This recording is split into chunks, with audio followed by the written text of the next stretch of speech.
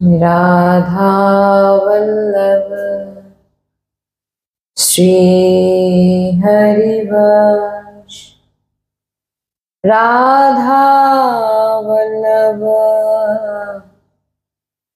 श्री हरिवंश वृंदावनेश्वरी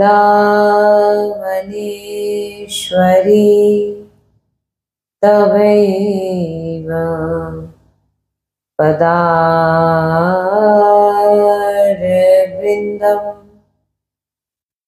प्रेमामृतेका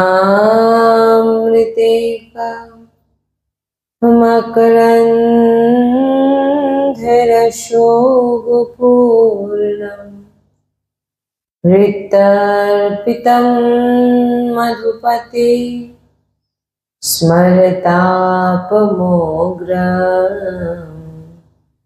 निर्वापयत्परम् शीतलमाश्रयामि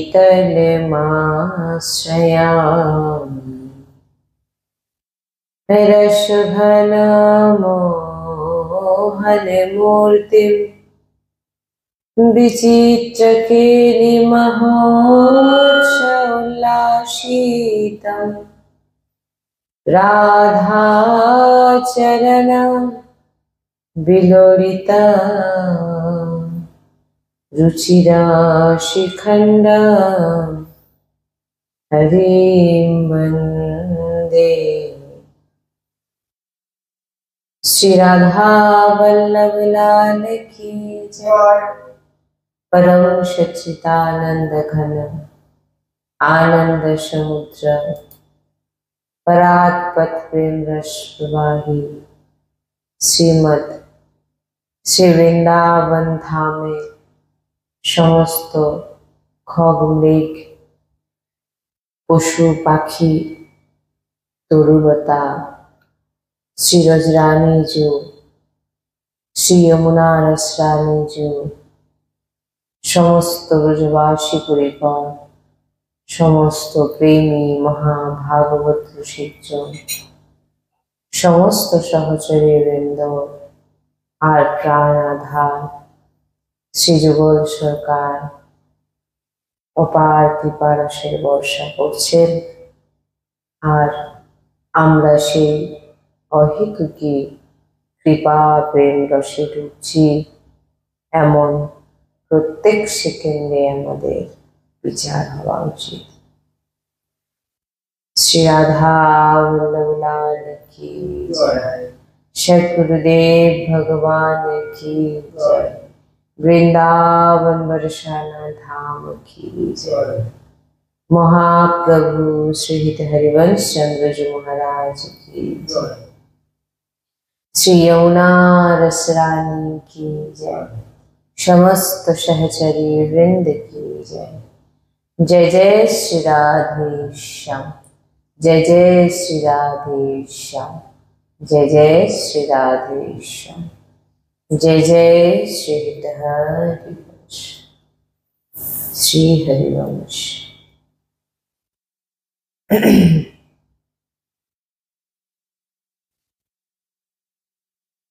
এই মনুষ্য জন্মে একমাত্র পরম যে কর্তব্য প্রহ্লাদজি মহারাজ বলছেন, প্রহ্লাদজির বচন,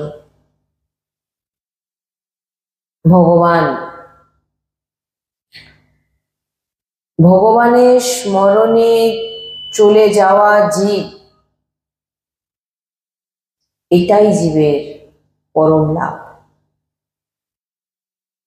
মনুষ্য জন্মের একমাত্র কর্তব্য প্রহ্লাদজি বলছেন ভগবানের স্মরণে চলে যাওয়াই হচ্ছে জীবের পরম লাভ।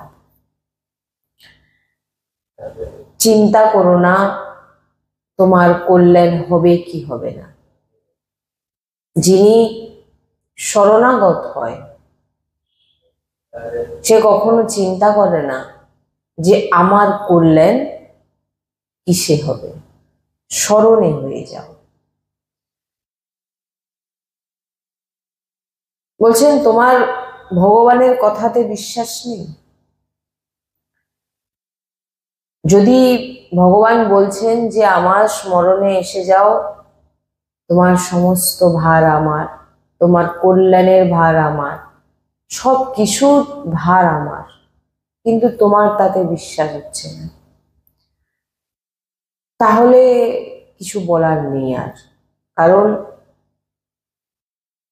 যদি নিজের চিন্তা আমরা নিজেরা করি, পরিবারের ভরণ পোষণ কিভাবে করব সেটা চিন্তা করি, নিজের কিভাবে কল্যাণ করব সেটা চিন্তা করি, তাহলে কিন্তু এখনো অবধি শরণাগত ঠিকঠাক ভাবে হয়নি। আমরা সামান্য মানুষ কি চিন্তা করে নিজের কল্যাণ করব? আমরা চিন্তা করি কিভাবে সংসার চালাবো, কিভাবে স্ত্রী পুত্র পরিজনকে ভালো রাখবো। ভগবান বলছেন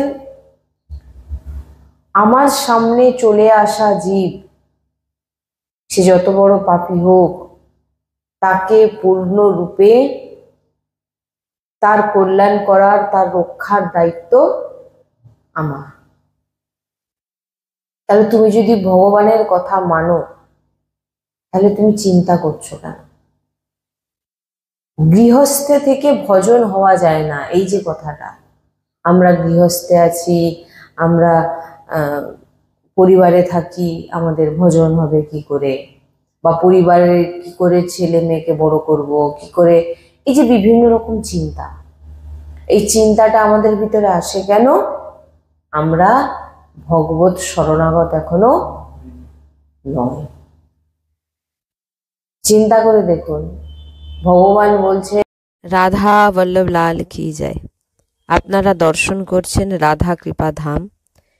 এই পুরো যে জায়গাটা দেখছেন, এটা রাধা কৃপা ধামের, আর এই পুরো জায়গাকেই ভরাট করে আমাদের রাধা বল্লভজির মন্দির এবং সৎসঙ্গ করার যে স্থান আমাদের নির্মাণ করার সংকল্প। তো সংকল্প পূরণ আপনাদের ভক্তদের কৃপাতেই সম্ভব। কারণ অনেক ভক্ত আছেন যিনারা অনেক কিছু করতে চান, আসতে চান সৎসঙ্গে, কিন্তু আসতে পাচ্ছেন না। আপনারা ঘরে বসেই আপনারা রাধা কৃপা ধামে মন্দির নির্মাণ করান। এখানে এসে যে ফল প্রাপ্তি পাবেন, করতে পারবেন আপনারা, সেই একই ফল আপনারা এই পুরো জায়গা ভরাট করে মন্দির নির্মাণ করে আপনারা সেই একই ফল প্রাপ্তি করতে পারেন। এটা সাধারণ কথা নয়। আপনারা দর্শন করুন, এই যে পুরো জায়গাটা, এই পুরো জায়গাটাকেই ভরাট করার সংকল্প আমাদের। এই পুরো জায়গা যতক্ষণ না আমরা ভরাট করতে পারছি, মন্দির নির্মাণ করতে পারছি, অনেক ভক্ত চাইছেন এখানে আসতে, থাকতে চাইছেন, সেবা করতে চাইছেন, কিন্তু পাচ্ছেন না। আপনারা দেখুন, এই যে আমরা যাচ্ছি, এই পুরো জায়গাটা, এই পুরো জায়গাটাই ভরাট করে আমাদের মন্দির নির্মাণ করার সংকল্প। আমরা যাচ্ছি, আপনারা দেখুন। আমাদের সৎসঙ্গ করার যে স্থান খুবই ছোট, জোর খুবই, ধরুন 10 জন, খুব জোরপূর্বক হয়তো 10 জন কি 12 জনের মতো ওর ভিতরে হয়তো ঢুকে বসতে পারে। আমরা বেশি জনকে ভিতরে ঢুকাতেও পারি না। সেই জায়গাটাকে বড় করার জন্য, যাতে অনেক ভক্ত একসঙ্গে আপাতত 100 জন আপাতত এসে যাতে বসে তারা সৎসঙ্গ শ্রবণ করতে পারে, একান্তিক বার্তা করতে পারে, সেই রকম স্থান এই পুরো জায়গা ভরাট করে এখানে রাধা বল্লভজির মন্দির এবং সৎসঙ্গ করার স্থান নির্মাণ করার আমাদের সংকল্প। এই যে দেখছেন, এই যে পাঁচিলটা দেখতে পাচ্ছেন না, এই পাঁচিলটা পর্যন্ত আমাদের রাধা কৃপা ধাম শেষ। এই পুরোটাই আমাদের ভরাট করতে হবে। যে কোনো শ্রদ্ধালু ভক্ত যেভাবে, যে দিক থেকে আপনারা যতটুকু পারবেন আপনারা সেবার চেষ্টা করুন। আপনাদের কাছে নিবেদন, আপনারা যদি এই মন্দির নির্মাণ করাতে চান, আপনাদের স্থান অবশ্যই নিকুঞ্জে। কারণ আপনারা যে জিনিস, যে ধাম নির্মাণ করছেন সেটা নিকুঞ্জই নির্মাণ করছেন। কারণ রাধা রানী নিকুঞ্জেই বাস করে, আর রাধা বল্লভজি যে মন্দির নির্মাণ হচ্ছে এটা নিকুঞ্জ। এখানে যে এসে বাস করবে, যে সেবা করবে, যে সেবা দান করবে, সব নিকুঞ্জেই বাস। এই যে পুরো দেখছেন, এই পুরো জায়গাটাকে আমাদের ভরাট করতে হবে এবং ভরাট করে এখানেই আমাদের রাধা বল্লভজির মন্দির নির্মাণ করা হবে। আপনারা দেখুন এই পুরো জায়গাটাকে ভরাট করতে হবে। তো আপনারা যে কোনো শ্রদ্ধালু ভক্ত, আমার নিবেদন আপনাদের কাছে, আপনারা অবশ্যই সাহায্য করুন যাতে আমরা এই নিকুঞ্জকে নির্মাণ করতে পারি। বৃন্দাবন ধামের একটি শাখা রাধা বল্লভজি বিরাজমান হবে এখানে, এবং এই স্থানেই প্রত্যেকটি ভক্ত আজীবন কাল বাস করতে পারবে। এমন আমরা চিন্তা ভাবনা আমাদের ভিতরে আছে যে যিনারা অনেক ভক্তরা ফোন করছেন যে আমরা আজীবন বাস করতে চাই নিকুঞ্জে, রাধাকৃপা ধামের নিকুঞ্জে রাধা বল্লভজির মন্দিরের সেবা করবেন এবং আজীবন বাস করবেন। তো সেই জন্যেই আপনারা দেখছেন এই জায়গাটাকে ভরাট করে এখানে মন্দির নির্মাণ, সৎসঙ্গের স্থান আমাদের তৈরি করতে হবে ভরাট করে। তো আমরা আবারও এরপরে দেখাচ্ছি যে এই পুরোটা দেখুন, আপনারা ভালো করে দেখুন। এখান থেকে আমাদের এই পুরো জায়গাটাই হচ্ছে রাধাকৃপা ধামের। আবারও দেখিয়ে দিচ্ছি আমি আপনাদের, দেখুন এই পুরো জায়গাটা ভরাট করা খুবই প্রয়োজন। কারণ বৃষ্টির সময় পুরো জল জমে পুরো ডুবে যায়, আমরা কিছুই করে উঠতে পারছি না। কারণ আপনারা দেখতেই পাচ্ছেন এখনো সেই জল, এটা এই যে দেখছেন সামনে যেটা, সেটা কিন্তু পুকুর নয়, সেটা এমনিতেই জল জমে, এত জল জমে গেছিল, পুরো সমান হয়ে গেছিল। হ্যাঁ, তো এই যে ধামের এই যে সামনে জায়গাটা দেখছেন, এই যে জমিটা দেখছেন ফাঁকা, এই জমি আমরা কেনার জন্যই বারবার করে আমরা অনুরোধ করছি ভক্তদের কাছে। কারণ এই জমি নিলে এইখানেই আমাদের যে মন্দির, যে আশ্রম নির্মাণ হবে, এখানেই আমাদের আজীবন যারা এসে ধামে, এই নিকুঞ্জ ধামে বাস করতে চান তারা এখানে এসে করতে পারবে আজীবন। আপনারা বৈরাগ্য নিয়ে এখানে এসে নাম জপ, নাম সংকীর্তন, সৎসঙ্গ এবং প্রসাদ সেবা এবং ধামে থাকা, এই রকম ব্যবস্থা আমাদের করার খুবই ইচ্ছে। যারা চাইছেন এখানে এসে বাস করতে, তাদের আমরা জায়গা দিতে পারছি না, এক রাত থাকারও আমাদের জায়গা নেই। আপনারা বুঝতেই পারছেন, আমরা তো পুরোটাই আপনাদের খুলে দেখাচ্ছি, আপনারা দেখছেন।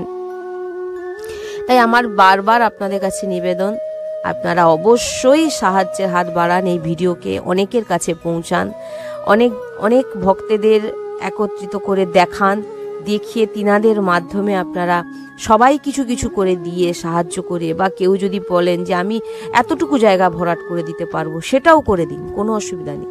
যে আমি এতটুকু জায়গা করতে পারবো, বা আমি এতটুকু ইট কিনে দিতে পারবো, বা আমি এতটুকু, মানে যতটুকু আপনাদের সামর্থ্য আপনারা একটু একটু করে করুন এবং অনেককে বলুন যাতে এই মন্দির আমরা, কারণ মন্দির তো আমরা চলে যাবার পর যুগ যুগ, অনন্ত যুগ যুগ ধরে চলবে, থাকবে রাধা বল্লভজির মন্দির।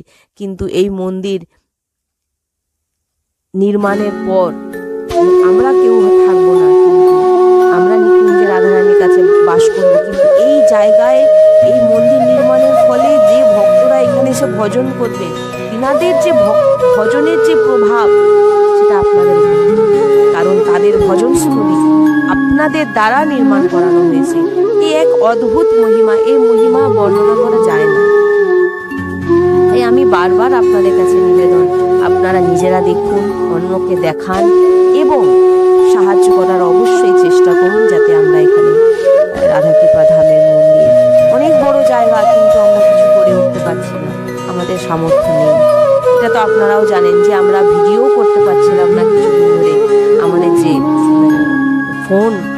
ফোনকে কোনো রকমভাবে ঠিক করে একটু কোনো রকম চলছে, অন্য কোনো ভক্তের ফোন দিয়ে ভিডিও করে এইভাবে আমাদের ছাড়া হচ্ছে আমরা একটি ফোনও কিনতে পারি না, কারণ ভক্ত আমরা কোথাও গিয়ে অর্থর আবেদন করি না। কোনো জায়গায় সৎসঙ্গ গেলে আমরা কখনো কোথাও আমরা অর্থ নিয়ে সৎসঙ্গ করব, সেটা এই রাধাকৃপা ধাম থেকে তো আপনারা শুনতে পাবেন না।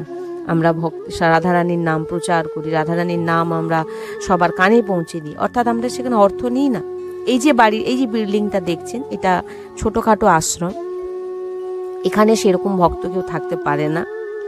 এই জায়গাতে ছোট্টভাবে একদম সে রাস্তার দিকেই একটি ওপরে একতলায় আমাদের দোতলায় আমাদের সৎসঙ্গ হয়।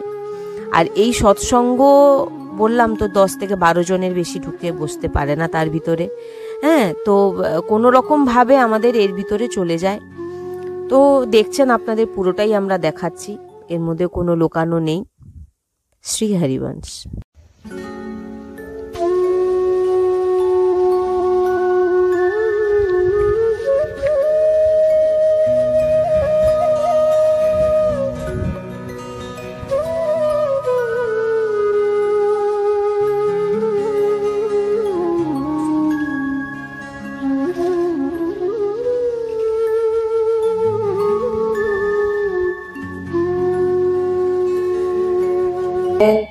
আমার স্মরণে এসে তুমি বসে যাও, কালকে আমরা আলোচনা করছিলাম। আমার স্মরণে এসে তুমি বসে তুমি আমার চিন্তা করো, অন্য কারোর চিন্তা না, আমার চিন্তা করো। তোমার ভরণ পোষণের দায়িত্ব আমার, তোমার পেটের দায়িত্ব আমার।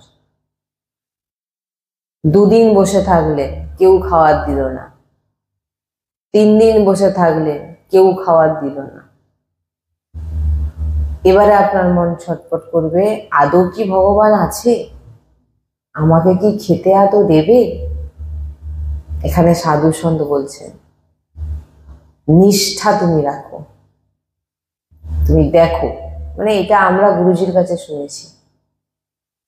শাস্ত্র কতটা পড়েছি আমি নিজেও জানি না, যা কিছু বলি সবই গুরুর বাণী বলি, এবং গুরুজির শ্রীমুখে শোনা বাণী, শাস্ত্রের প্রমাণিত বাণী। তিনি বলছেন 3 দিনের দিন তোমার মন বিচলিত হবে যে আদৌ কি ভগবান আছে, আদৌ কি ভগবান আমাকে খেতে দেবে। 3 দিন তো হয়ে গেল, মানে তোমার এখনো পূর্ণরূপে ভগবানের প্রতি ভরসা আস্থা কিন্তু এখনো নেই। কেন? তুমি এখনো শরণাগত হতে পারোনি। তুমি যদি নিষ্ঠা সহকারে 4 দিন বসে থাকো, ভগবান জানে।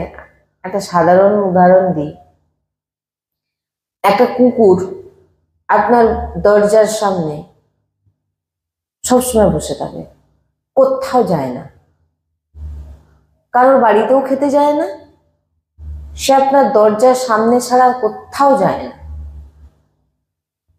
2 দিন 3 দিন আপনি তাকে খেতে দেননি, সে কিন্তু বসেই আছে, অন্য কোথাও যায়নি।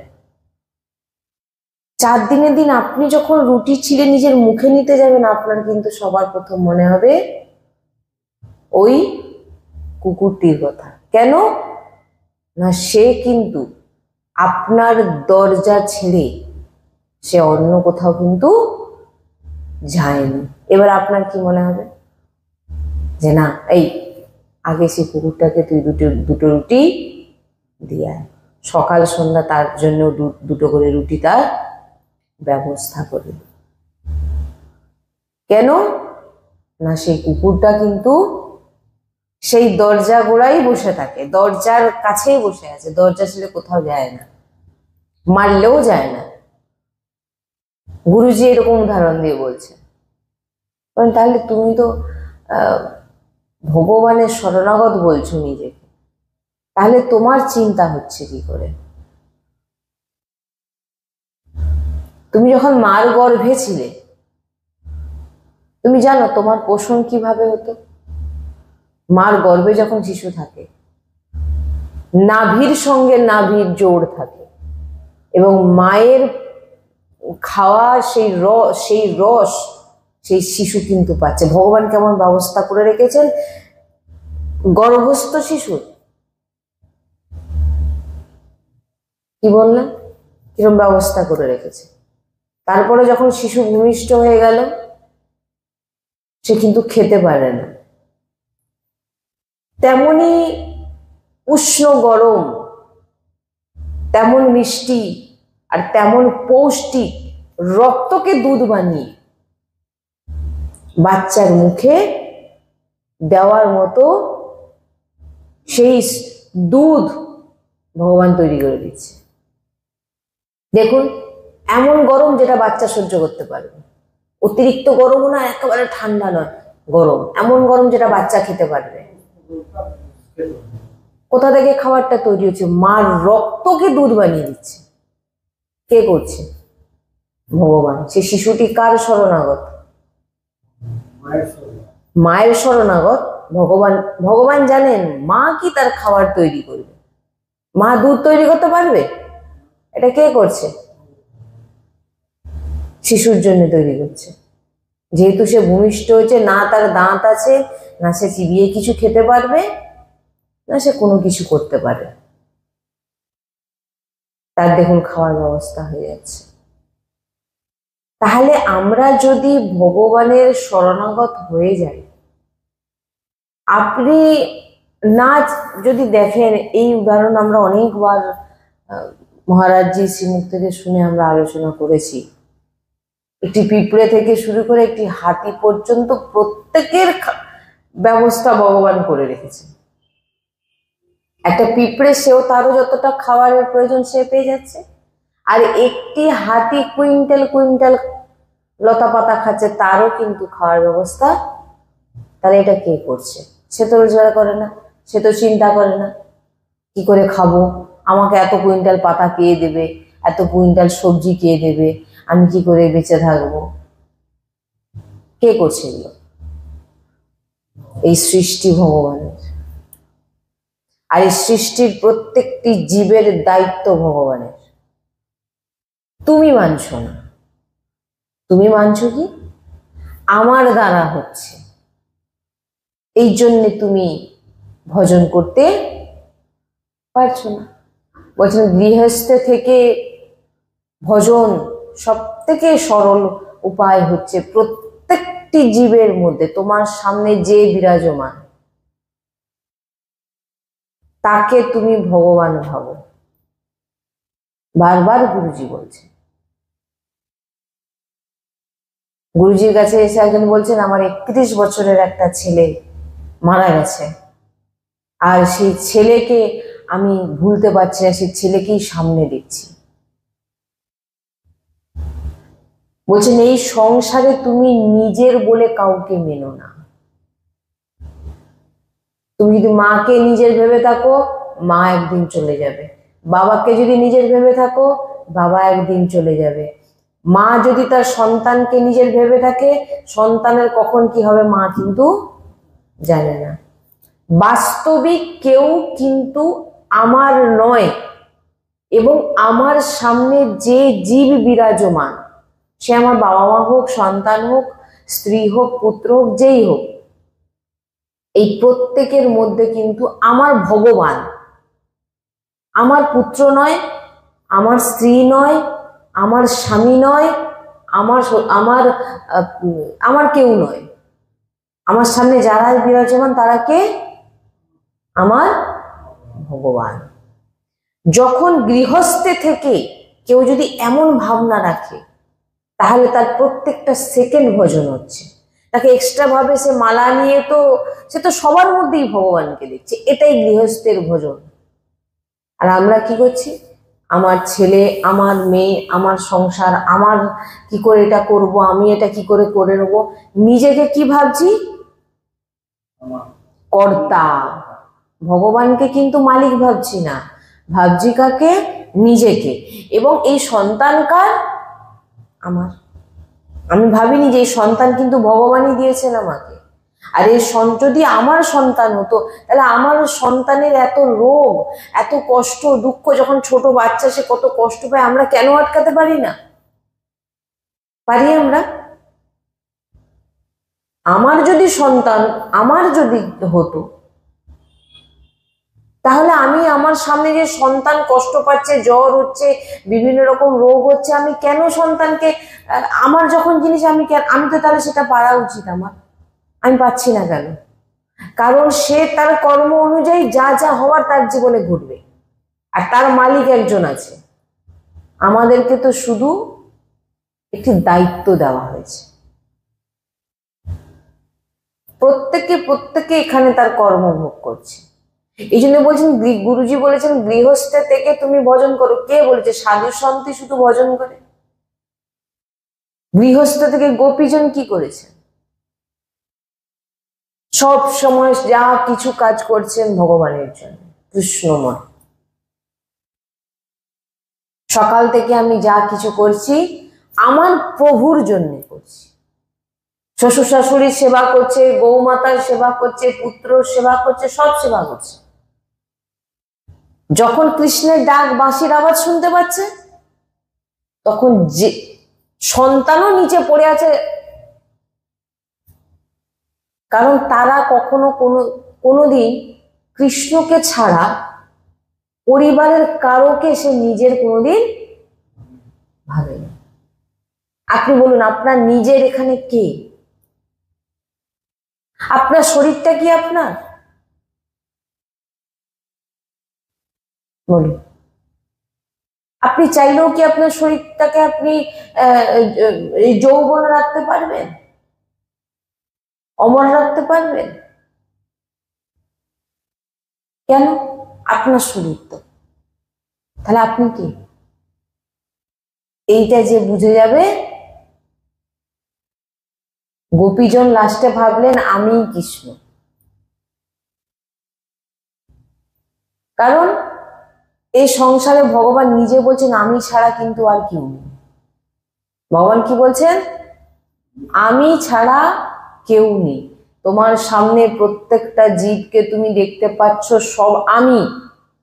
এবং তুমি নিজেকে যে অহম কর্তা ভাবছো, তোমার ভিতরেও কিন্তু আমি। কেউ আলাদা নয়, সবই ভগবান। কিন্তু তুমি মাঝখান থেকে ভেবে নিচ্ছ কি তোমার তোমার অহংকার, আমার ছেলে, আমার মেয়ে, আমার সন্তান, আমার স্ত্রী, আমার বাবা মা, আমার ঘর বাড়ি। তখনই কি হয়ে যাচ্ছে? তোমার কর্ম হয়ে যাচ্ছে, আর এই কর্ম তোমার পাপপূর্ণ কর্ম হচ্ছে, আর তোমাকে ভোগ করতে বারবার জন্ম নিতে হবে। যদি তুমি ভেবে নাও যে আমি আমার সামনে যে যে আছে সে কিন্তু আমার প্রভুরই অংশ। এই জন্য এখানে প্রহ্লাদজি বলছেন যে ভগবানের কথাতে তোমার বিশ্বাস নেই। ভগবান স্বয়ং বলছে যে আমি দেখবো, তুমি আমার স্মরণে এসো। মালিক বলছে।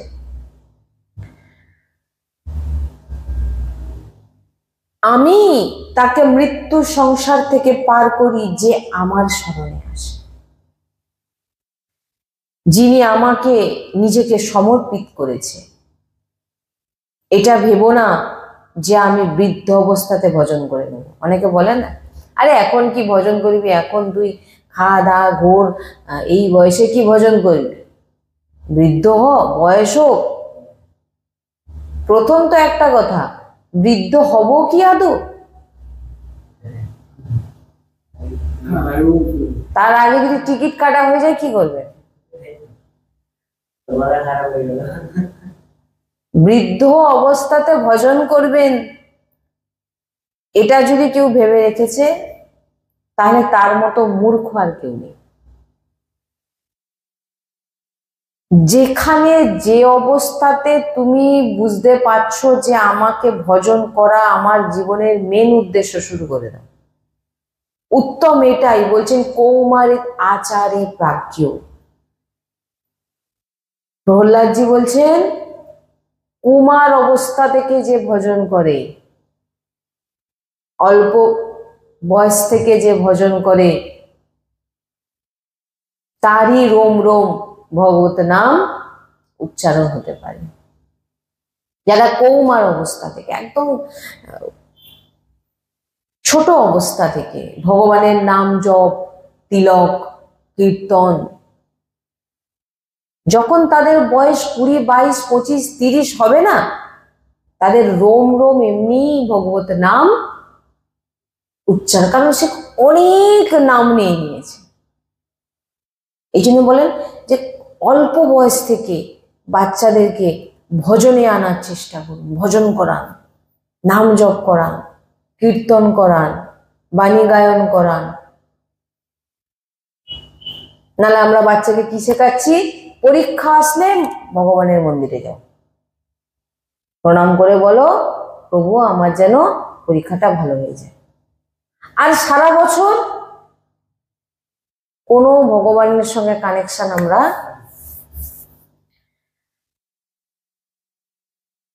বলছেন। এই যে ছোট ছোট বাচ্চারা যে এসে ভজন করে, বলছেন এরা এরা সাধারণ নয়, এরা সাধারণ নয়।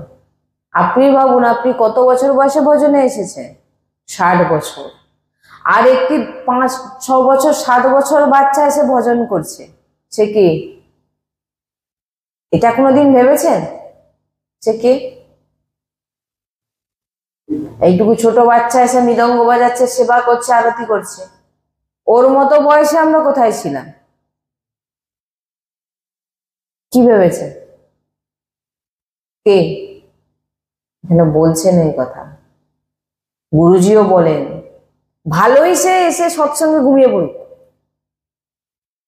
একটা ছোট বাচ্চা যখন ভজনে লেগে যায় না, আপনি তাকে কোনোদিন সন্ত চাইতে কম কোনোদিন ভাববেন না। আপনি নিজের সঙ্গেই ভাবুন, আমি কখন ভজন শুরু করেছি আর ও কখন ভজন শুরু করছে।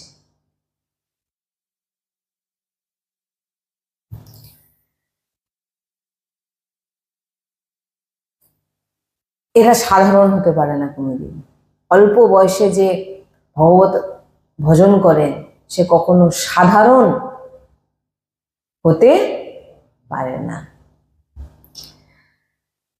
এরকম কত বাচ্চা আছে দেখবেন, আমরা দেখেছি।